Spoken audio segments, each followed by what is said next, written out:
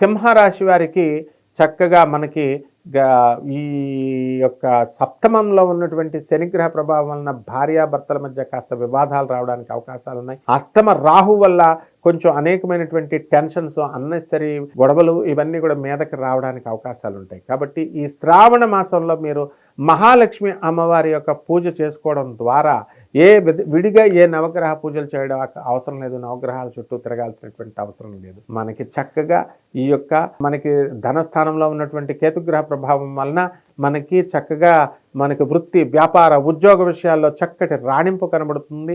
అలాగే కోర్టు కేసులు ఇంతవరకు పెండింగ్లో ఉన్నటువంటి కోర్టు కేసులన్నీ కూడా ఒక బెంచ్ మీదకి రావడం జరుగుతాయి. ట్రయల్కి వచ్చినటువంటి కేసులన్నీ కూడా పూర్తయిపోవడానికి అవకాశాలు ఉంటాయి. అలాగే మనకి గురుగ్రహము మనకి వృషభ రాశిలో ఉండడం వల్ల చక్కటి వృత్తిలో రాణింపు, ఉద్యోగంలో అభద్రతా భావన లేకుండా వృత్తిలో అభివృద్ధి అనేటటువంటిది కనబడుతుంది. ఉద్యోగంలో నేను నవ్యత, సృజనాత్మకతతో నేను ఉద్యోగం చేయాలనేటటువంటి కొత్త ఆలోచనలు మీకు ఈ గురుగ్రహం ఇస్తుంది. అదేవిధంగా వాహనం లేనటువంటి వాళ్ళు వాహనం కొంటారు, స్థలాలు లేనటువంటి వాళ్ళు స్థలాలు కొంటారు.